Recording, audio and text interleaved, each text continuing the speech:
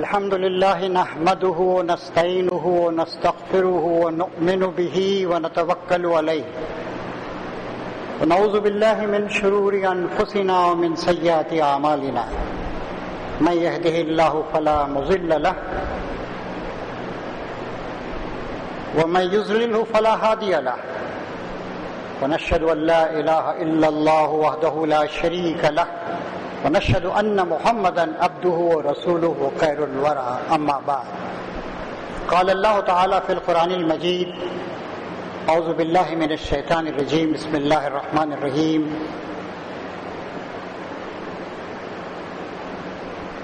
نبی کریم صلی اللہ علیہ وسلم پر آج سے 1436 سال پہلے، یہ 1437 چل رہا ہے، اس سے ایک سال پہلے یہ آیت نازل ہوئی، سبحان الذی اسری بعبدہ لیلا من المسجد الحرام الی المسجد الاقصی الذی بارکنا حولہ لنریہ من آیاتنا انہ هو السمیع البصیر۔ آپ نے ہجرت فرمائی اور ہجرت سے ایک سال پہلے جب مشکلات و مصائب اور آلام کا، آزمائشوں کا، تکلیفوں کا ہجوم تھا، آپ کو اللہ تبارک و تعالیٰ نے کائنات عالمی ملکوت السماوات والارض کا انتظام کس طریقے سے ہوتا ہے دکھانے کے لیے معراج کے سفر کی دعوت دی۔ چنانچہ فرمایا گیا اس آیت میں، پاک ہے وہ ہستی جو لے گئی ایک رات اپنے بندے محمد صلی اللہ علیہ وسلم کو اس محترم مسجد مکے کی مسجد سے دور کی اس مسجد بیت المقدس کی مسجد کی طرح، لنریہ من آیاتنا،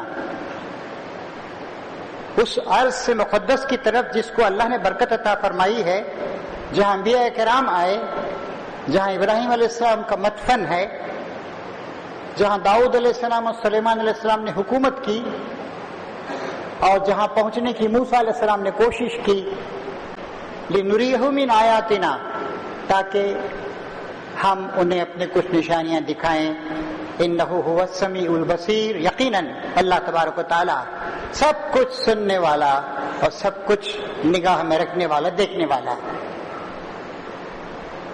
یہ رجب کا مہینہ ہے، روایات کے مطابق اسی مہینے کی 27 تاریخ کو نبی کریم صلی اللہ علیہ وسلم معراج کے سفر پر تشریف لے گئے تھے۔ پہلی منزل تھی مدینہ، دوسری منزل تھی بیت المقدس یروشلم، اور تیسری منزل تھی اللہ تبارک و تعالیٰ کا کی کائنات کا وہ حصہ جو آسمان کے اوپر ہے، جہاں سے دنیا کا نظم چلایا جاتا ہے۔ چنانچہ احادیث میں جو ہمیں تفصیلات ملتی ہیں اس سے معلوم ہوتا ہے کہ اس سے پہلے بھی انبیاء کرام کو اللہ تبارک و تعالیٰ نے کائنات کے بہت سے حصوں کا مشاہدہ کرایا تھا۔ ہم عام مسلمان، آپ جانتے ہیں کہ ایک ٹیچر کو، استاد کو، معلم کو ایک شاگرد کے مقابلے میں بہت زیادہ علم کی، ڈائریکٹ نالج کی، براہ راست علم کی ضرورت ہوتی ہے۔ چنانچہ اللہ تعالیٰ قرآن مجید میں بتاتا ہے کہ ابراہیم علیہ السلام کو ملکوت السماوات والارض، آسمان و زمین کا انتظام کس طریقے سے چلایا جاتا ہے، کیسے حکومت ہوتی ہے، کیسے انتظامات ہوتے ہیں، کیسے فیصلے کیے جاتے ہیں، دکھایا گیا تھا۔ موسیٰ علیہ السلام کو بھی اس طرح کا ایک مشاہدہ کرایا گیا، اللہ کا ایک خاص بندہ بتایا گیا کہ تمہیں فلاں جگہ ملے گا، اور ان کے ذریعے سے بہت ساری باتیں موسیٰ علیہ السلام کے علم میں آئیں کہ اللہ تبارک و تعالیٰ کے فیصلے کس طرح ہوتے ہیں۔ اور نبی کریم صلی اللہ علیہ وسلم ان پر جبرائیل امین کے ذریعے سے مسلسل اللہ تعالیٰ کے احکام نازل ہوتے رہے، یہاں تک کہ ایسے مراحل بھی آئے کہ آپ نے افق پہ ان کو دیکھا، بالکل صبح روشن کے وقت آپ نے ان کو دیکھا۔ اور پھر یہ جو معاملہ پیش آیا جس میں کائنات کے مختلف گوشوں کو آپ کو دکھایا گیا کہ عالم مادی ایک مادی عالم ہے، میٹیریل ورلڈ۔ اب تو کائنات کا علم ہمارا بہت زیادہ وسیع ہو گیا ہے، آج ناپ کے بتایا جاتا ہے کہ ہمارے سورج سے جو قریب ترین سورج ہے وہاں تک روشنی کی رفتار سے جانے کے لیے 4.37 لائٹ ایئرس نوری سال لگیں گے. کائنات اس سے بھی بڑی ناپیدا کنار ہے. ایک مرئی کائنات ہے ویزیبل یونیورس، ایک غیر مرئی کائنات. اللہ تعالیٰ کی کائنات کتنی بڑی ہے اللہ تعالیٰ ہی جانتا ہے. تو نبی کریم صلی اللہ علیہ وسلم کو کائنات کے کچھ حصوں کا مشاہدہ کرایا گیا اور آپ نے وہاں پر اللہ تعالیٰ کی بڑی بڑی نشانیاں دیکھی. لِنُرِيَهُ مِنْ آیاتنا، اپنی آیات، اپنی نشانیوں، بے شمار نشانیوں میں سے کچھ نشانیاں نبی کریم صلی اللہ علیہ وسلم کو دکھانے کا مقصد تھا تاکہ آپ کا ایمان اور مضبوط ہو، تاکہ علم میں اور گہرائی آئے، تاکہ آپ پورے وثوق کے ساتھ، پورے یقین کے ساتھ لوگوں کے سامنے اللہ تعالیٰ کی عظمت کا ذکر کریں، جنت و جہنم جس کا آپ کو مشاہدہ کرایا گیا اس کا ذکر کریں. چنانچہ تفصیلات ہمارے سامنے آتی ہیں کہ آپ کے ساتھ شق صدر کا واقعہ ہوا. ایک رات کو آپ سو رہے تھے کہ جبرائیل امین تشریف لائے، آپ کو حرم مبارک میں لے گئے، آپ کا سینہ شق کیا، آپ کے دل کو دھویا گیا. اس سے کچھ خاص انداز سے ہوا. کس طریقے سے ہوا اس کی تفصیلی کیفیت کو ہم مادی الفاظ میں سمجھ نہیں سکتے، تمثیلی انداز میں ہم اس کو سمجھ سکتے ہیں. اور پھر اس کے بعد ایمان سے، علم سے، بردباری سے، بھلائیوں سے اور اس ضبط و تحمل سے جو اللہ کی کائنات کو دیکھنے کے لیے ضروری ہے آپ کے سینے کو بھر دیا گیا. اس کے بعد براق، برق کہتے ہیں بجلی کو، ایک جانور جیسا تھا. اب مسلمانوں نے اس کی ایک عورت کی تصویر لگا کر دیا، یہ سب کوئی بنیاد صحیح باتیں نہیں. ایک جانور تھا، ایک اللہ تعالیٰ کی طرف سے آیا جو برق رفتار تھا، ایک ایک قدم اس کا حد نگاہ پہ پڑتا تھا، وہ بجلی کی طرح چل رہا تھا.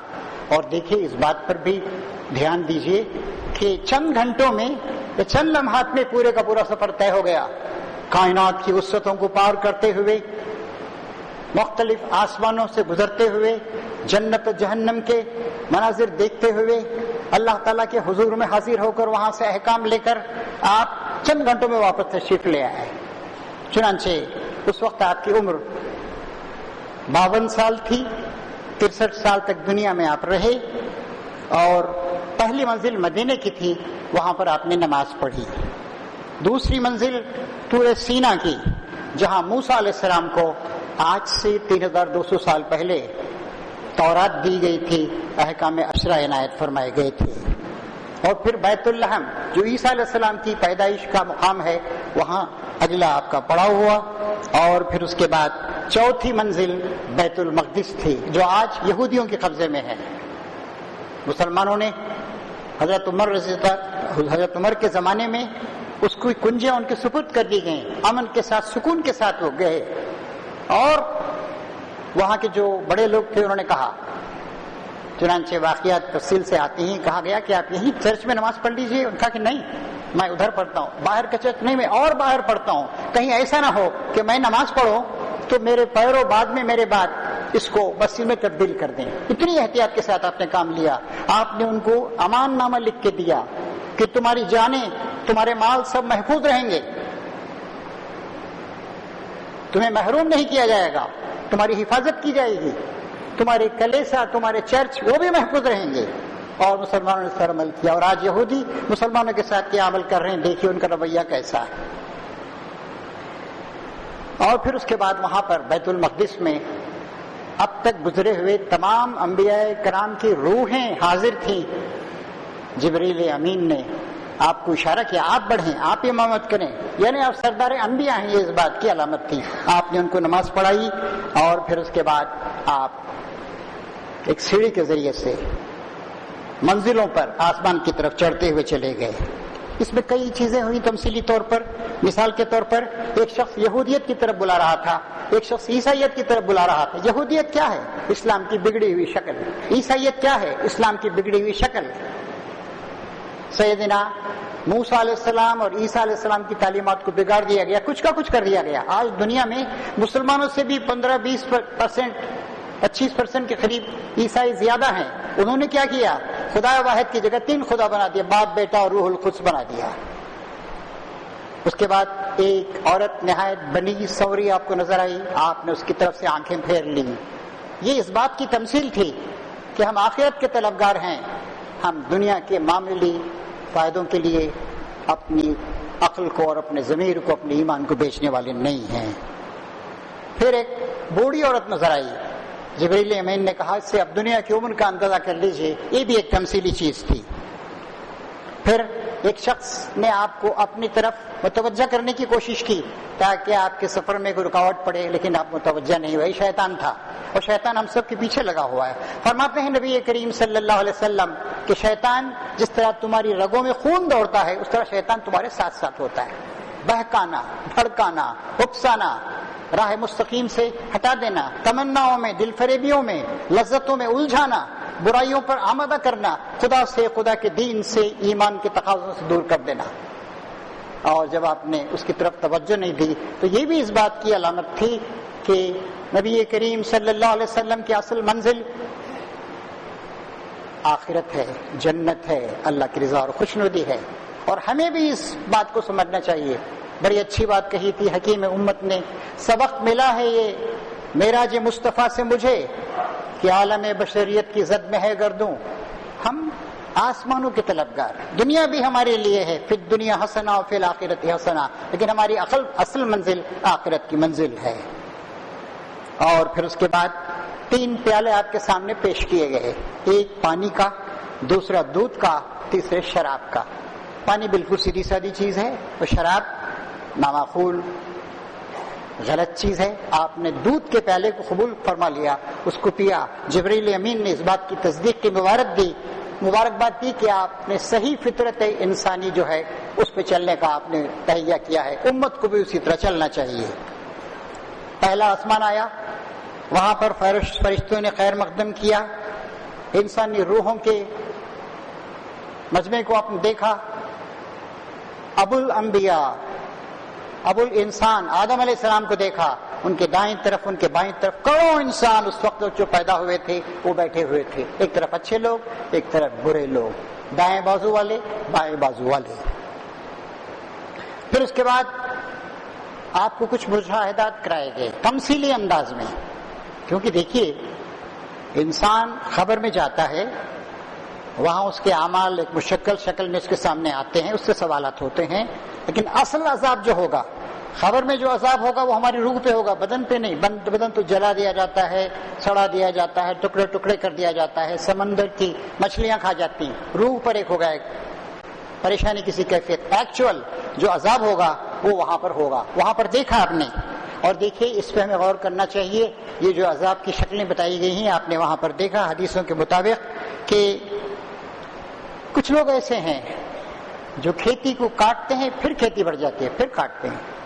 جبریل امین سے پوچھا کہ کیا ہے؟ یہ اس بات کی تمثیل تھی کہ جو لوگ اللہ کے راستے میں صبح و شام، دن رات، ہمیشہ مال سے، جان سے، اپنی صلاحیتوں سے جدوجہد کرتے ہیں، جو جہاد فی سبیل اللہ کرتے ہیں، جدوجہد، یہ ان کی مثال ہے کہ وہ کھیتی کو کاٹتے پھر کھیتی آ جاتی، یعنی کہ ان کو مسلسل ثواب دیا جائے گا. پھر اس کے بعد آپ نے دیکھا کہ کچھ لوگ ہیں جن کے سر پتھروں سے کچلے جا رہے ہیں. یہ کیا ہے؟ یہ ان لوگوں کی تمثیل ہے جو حی علی الصلاح، حی علی الفلاح کی آوازوں کو سننے کے باوجود خواب خرگوش کے مزے لینے میں، فجر کے خاموش و تنہائی کے لمحات میں مخمور رہتے ہیں. پھر اس کے بعد دیکھا گیا کہ ایک شخص لکڑیوں کا گٹھا اٹھا رہا ہے، بہت وزنی ہے، پھر اس کے بعد اور ڈالتا ہے اور اٹھاتا ہے. بتایا گیا کہ اس نامعقول شخص کی مثال ہے جو اس کی جو تفویض کردہ ذمہ داریاں ہیں ان کو ادا نہیں کرتا ہے، مزید اس میں اور اضافہ کر لیتا ہے. یعنی آدمی کو اپنی مقدرت کے مطابق، اپنی صلاحیت کے مطابق انتخاب کرنا چاہیے کہ کتنا کچھ کام وہ کر سکتا ہے. پھر دیکھا گیا کہ کچھ لوگ ہیں جن کی زبانیں اونٹوں کی طرح ہیں اور انہیں قینچیوں سے کاٹا جا رہا ہے. اسی کس چیز کی تمثیل بتایا گیا کہ یہ بے تکلف زبان چلانے والے لوگ ہیں جو باتیں بہت کرتے ہیں، کام نہیں کرتے ہیں. اللہ تعالی ہم سب کو اس سے محفوظ رکھے. پھر اس کے بعد دیکھا آپ نے ایک چھوٹا سا سوراخ ہے، اس میں سے بیل باہر نکلا، پھر اندر جانے کی کوشش کر رہا ہے لیکن نہیں جا پا رہا ہے. بتایا گیا کہ یہ فتنہ انگیز بات، ایک غلط بات، ایک افواہ، ایک ٹویٹ، بس یہ غلط بات آپ نے فیس بک پہ ڈال دی اور ہزاروں لوگوں تک پہنچ گئی، غلط فہمی پیدا ہو گئی، فلاں مر گیا، فلاں جی گیا، فلاں نے یہ کر دیا، وہ کر دیا۔ پہلے تو زبان سے نکلتی تھی 25، 50، 100 تو 200 افراد کو متاثر کرتی تھی، اب تو لاکھوں افراد تک غلط بات پہنچ جاتی ہے۔ اور ہم اس سے یہ بھی سمجھ سکتے ہیں کہ آج جو لوگ جھوٹا پروپیگنڈا کرتے ہیں، غلط باتیں چھاپتے ہیں، جھوٹے الزامات لگاتے ہیں، بے عزتی کرتے ہیں، ان کی بھی یہ مثال ہو سکتی ہے کہ وہ ایک فتنے کو برپا کرتے ہیں، پھر فتنہ کنٹین نہیں ہو سکتا۔ پھر دیکھا گیا کہ کچھ لوگ ہیں جو اپنا ہی گوشت کاٹ کاٹ کے کھا رہے ہیں جہنم میں۔ پوچھا گیا یہ کون لوگ ہیں؟ کہا کہ یہ دوسروں پر لعن طعن کرنے والے ہیں۔ مسلمان لعن طعن کرنے والا، گالی گلوچ کرنے والا، غیبت کرنے والا نہیں ہوتا ہے۔ پھر اس کے بعد دیکھا گیا کہ کچھ لوگ ہیں جن کے تانبے کے ناخن ہیں اور وہ اپنے آپ کو زخمی کر رہے ہیں۔ بتایا گیا کہ وہ لوگ ہیں جو دوسروں کی غیبت کرتے ہیں، پیٹھ پیچھے ان کی برائی کرتے ہیں۔ پھر بتایا گیا کہ کچھ لوگ ایسے ہیں جن کے پیٹ بڑے بڑے ہیں اور سانپوں سے بھرے ہوئے ہیں اور لوگ انہیں رونتے ہوئے جا رہے ہیں۔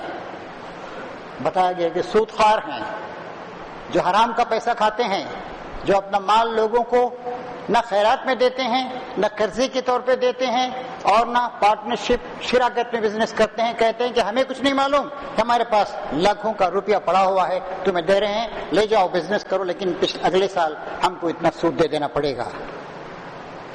پھر اس کے بعد دیکھا گیا کہ تازہ گوشت رکھا ہوا ہے لیکن وہ سڑا ہوا گوشت کھا رہے ہیں جیسے کوئی جانور کھاتا ہے۔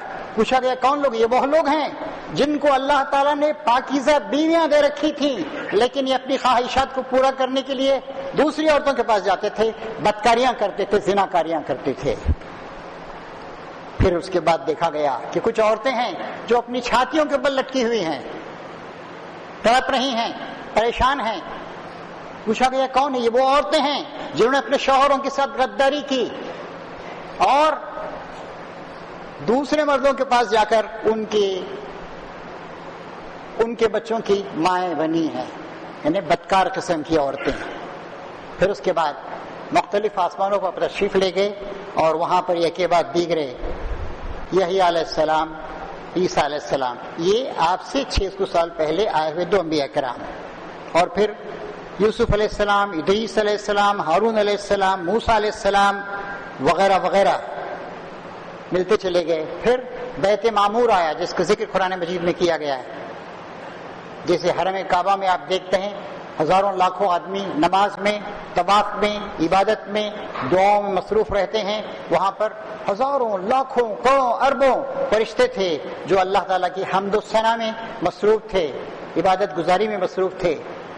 اس کا نام بیت معمور ہے۔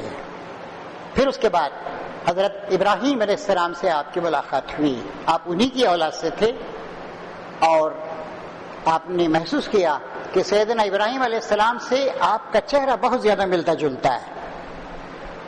اور پھر اس کے بعد سدرۃ المنتہا، ایک ایسا انتہائی نقطہ، موسٹ ڈسٹینٹ پوائنٹ، جس کے بعد کسی اور شخص کو آگے جانے کی اجازت نہیں تھی، لیکن نبی کریم صلی اللہ علیہ وسلم کو اور ان کے ذریعے سے امت مسلمہ کو اور آپ کو ہم کو اعزاز دیا گیا کہ نبی کریم صلی اللہ علیہ وسلم وہاں سے بھی آگے گئے جہاں جبرائیل علیہ السلام جیسے محترم فرشتے کو بھی جانے کی اجازت نہیں تھی، اور پھر اس کے بعد اللہ تبارک و تعالیٰ کی طرف سے آپ کو کچھ تحفے عطا ہوئے کہ آپ جائیے، ان تحفوں کو لے کر جائیے اور امت مسلمہ کو خوشخبری دیجیے، امت مسلمہ کے سامنے کچھ باتیں پیش کیجیے، کیونکہ آپ کو ہم بلا لیں گے اور آپ کے بعد آپ کی امت کے سپرد یہ کام کیا جائے گا، امت کے عالموں کے بھی سپرد، جاہلوں کے بھی سپرد، مردوں کی بھی سپرد، عورتوں کی بھی سپرد، سب لوگوں کے سپرد کام کیا جائے گا کہ قیامت تک اب کوئی نبی نہیں آئے گا۔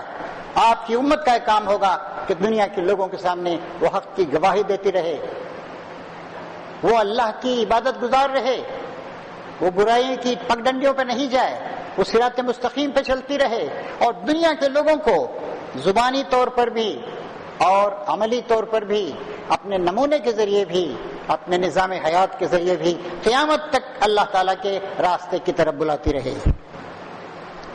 وہاں پر اللہ تبارک و تعالیٰ سے گفتگو کرنے کا شرف آپ کو حاصل ہوا. کیا کیفیت ہم نہیں جانتے. حضرت عائشہ صدیقہ صاف صاف فرماتی ہیں کوئی شخص کہتا ہے کہ رسول اللہ نے اگر اللہ کو دیکھا ہے تو جھوٹ کہتا ہے. ہاں یہ باتیں بھی ہمیں حدیث سے معلوم ہوتی ہیں, صحیح حدیث سے, کہ انشاءاللہ آپ اور ہم اگر اچھے کام کر کے اپنے دامن کو اچھے اعمال سے بھر کر ایمان کے ساتھ اللہ کے حضور میں جائیں گے تو انشاءاللہ وہ جنت جو ہمیشگی کی جنت ہے, جہاں ہر شخص ہمیشہ جوان رہے گا, کبھی بوڑھا نہیں ہوگا, جہاں کوئی تکلیف نہیں ہوگی, جہاں پر کوئی بیماری نہیں آئے گی, اور جہاں پر خوشی ہوگی, جہاں پر احترام ہوگا, سلامن سلامہ ہوگا, وہاں پر جو اللہ کے مقرب بندے ہیں ان کو اللہ تعالیٰ کا دیدار بھی وہاں پر نصیب ہوگا. دوسری چیز جو نبی کریم صلی اللہ علیہ وسلم کو عطا کی گئی وہ 5 نمازوں کا تحفہ, یہ تحفہ لے کر آئے. آج ملت ان 5 نمازوں کی کتنی ناقدری کر رہی ہے, ذرا اس بات پر آپ غور کر کے دیکھیں. پھر سورہ بقرہ کی آخری 2 رکعتیں بھی دعا کے طور پر آپ کو عطا کی گئی کہ آپ بھی یہ دعا کرتے رہیے, آپ کی امت بھی دعا کرتی رہے. پھر یہ بات بھی بتائی گئی کہ اس امت کے ساتھ یہ خاص اللہ تعالیٰ کی مہربانی ہے کہ اگر اس سے غلطیاں سرزد ہو جاتی ہیں, وہ توبہ کرتی ہے, معافی مانگتی ہے, شرک کے علاوہ باقی دیگر گناہوں کی معافی کا امکان ہے, معاف کر دیا جائے گا, نہیں کہا گیا. پھر یہ بتایا گیا کوئی شخص آپ کی امت میں سے ایک نیکی کرے گا اسے 10 ثواب دیے جائیں گے, اور برائی کرے گا تو ایک برائی پر ایک ہی اس کو گناہ ہوگا. یہ بھی امت کے لیے خاص اعزاز. پھر اس کے بعد نبی کریم صلی اللہ علیہ وسلم ان تحفوں کو لے کر شاداں و فرحاں امت کے لیے خوشخبری کا پیغام لے کر اسی سیڑھی سے پھر اتر کر آئے. پھر بیت المقدس میں تمام پچھلے انبیاء کرام جمع تھے, ان سب کی آپ نے قیادت فرمائی, امامت فرمائی, اور پھر براق پر سوار ہو کر مکہ معظمہ پہنچ گئے. سب کچھ ہو سکتا ہے. آپ کے سیل فون, آپ کے ٹیلی فون آپ کو یہ بتاتے ہیں, ٹیلی فون آئے ہوئے دنیا میں بمشکل 125 سال ہوا ہے. آج ایک بٹن دبا کر دنیا کے کسی حصے سے آپ پیغام رسانی کر سکتے ہیں, بات کر سکتے ہیں. تو فاصلے سمٹ گئے. آج ایک چھوٹی سی چیز میں, ایک چپ میں, آپ کے سیل فون میں دیکھیے کتنی چیزیں ہیں, کتنا انفارمیشن ہے. تو فاصلے بھی سمیٹ دیے گئے نبی کریم صلی اللہ علیہ وسلم کے لیے, اور کائنات کی تمام چیزوں کا آپ نے مشاہدہ فرمایا. اور آپ ضرور یہاں سے جانے کے بعد سورہ بنی اسرائیل کا مطالعہ کریں, اس کے شروع میں آپ کو ملے گا 14-15 بڑے بڑے اصول مسلمانوں کو دیے, احکام دیے گئے. پہلی بات بتائی گئی اللہ وحدہ لا شریک کے علاوہ کبھی کسی کے آگے سر نہ جھکاؤ, شرک نہ کرو, تمہاری زندگی کو شرک کے ہر شائبے سے پاک ہونا چاہیے. دوسری بات بتائی گئی کہ والدین کے ساتھ احسان کا, نرمی کا, شرافت کا, محبت کا, احترام کا طریقہ اختیار کرو, اور رشتہ داروں کے حقوق جو تم پر عائد ہوتے ان کو ادا کرو. تیسری بات بتائی گئی کہ سماج کے جو غریب, معذور, پریشان حال, بیمار لوگ ہیں ان کا تم پہ حق عائد ہوتا ہے. دولت تمہاری نہیں ہے, اللہ تعالیٰ کا حق ہے, اس دولت سے ان کا حق ادا کرتے رہو. پھر بتایا گیا کہ شیطان تم ہرگز فضول خرچی مت کرو. پھر بتایا گیا کہ نہ تو فضول خرچی کا رویہ اختیار کرو, نہ کنجوسی کا, درمیانی رویہ اختیار کر کے زندگی گزارو.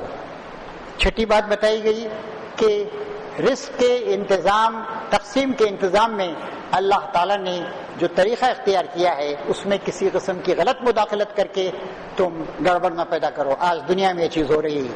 آج دولت جمع ہو گئی ہے. ابھی آکسفورڈ میں ایک ادارہ ہے, اس نے بتایا ہے کہ دنیا کے آدھے قریب لوگوں کے پاس جتنی دولت ہے اتنی دولت دنیا کے 60 بڑے بڑے لوگوں کے پاس ہے. دولت کنسنٹریٹ ہو گئی ہے, اور غریب بیچارہ مر رہا ہے, بھوکا ہے, پریشان حال ہے, اس کی ضرورتیں پوری نہیں ہو رہی. پھر بتایا گیا قتل اولاد نہ کرو. اس کے بعد یہ کہ زنا اور بدکاری سے منع کیا گیا, اور انسانی جان کی جو حرمت ہے, انسانی جان کا احترام, اس کی حفاظت, اس کا خیال رکھنے کا حکم دیا گیا, اور یتیموں کے مال کی حفاظت کا حکم دیا گیا. پھر عہد و پیمان کو, وعدے کو پورا کرنے کی بات یاد دلائی گئی. پھر کہا گیا کہ تجارتی معاملات میں عدل اور راستے کے طریقے پر قائم رہو, اس سے ہٹو مت. اور پھر یہ کہا گیا کہ علم حاصل کرو. وہم و گمان, وہمی قسم کی چیزیں بالکل یعنی توہمات, ان کے پیچھے مت چلو, بلکہ علم کی بنیاد پر, عقل کی بنیاد پر, معلومات کی بنیاد پہ کام کرو. اور پھر آخری باتیں بتائی گئی کہ غرور اور تکبر کا رویہ نہ اختیار کرو، اور پھر پہلی بات کو دہرایا گیا کہ دیکھو اللہ تبارک و تعالیٰ کے علاوہ اور کسی کی عبادت اور بندگی نہ کرو، کسی کی اطاعت نہ کرو، توحید خالص کو اپناؤ۔ تو یہ پیغام لے کر نبی کریم صلی اللہ علیہ وسلم تشریف لائے اسی مہینے کی 27 تاریخ کو۔ یہ آپ کے لیے بھی ایک اعزاز تھا اور امت مسلمہ کے لیے بھی اعزاز ہے کہ ہم اس عظیم المرتبت معلم انسانیت محبوب خدا محمد صلی اللہ علیہ وسلم کی امت میں سے ہیں، لہذا ہماری بھی یہ ذمہ داری ہے کہ ہم اپنے ایمان کو تازہ رکھیں اور تازہ کرتے رہیں، اور جو احکام آپ لے کر آئے ہیں، جس کتاب مبین کو آپ پہ نازل کیا گیا ہے، جو مشن آپ کو دیا گیا تھا دنیا بھر کے لوگوں کے سامنے اسلام کی قولی اور عملی شہادت دینے کا، اس کا ہم لحاظ رکھیں۔ اللہ تعالیٰ سے دعا ہے کہ اللہ تعالیٰ ہماری طرف سے اللہ کے رسول نے اللہ سے جو عہد کیا تھا اس عہد و پیمان کو پورا کرنے کی، اس کا خیال رکھنے کی توفیق عطا فرمائے۔ وآخر دعوانا ان الحمد للہ رب العالمین۔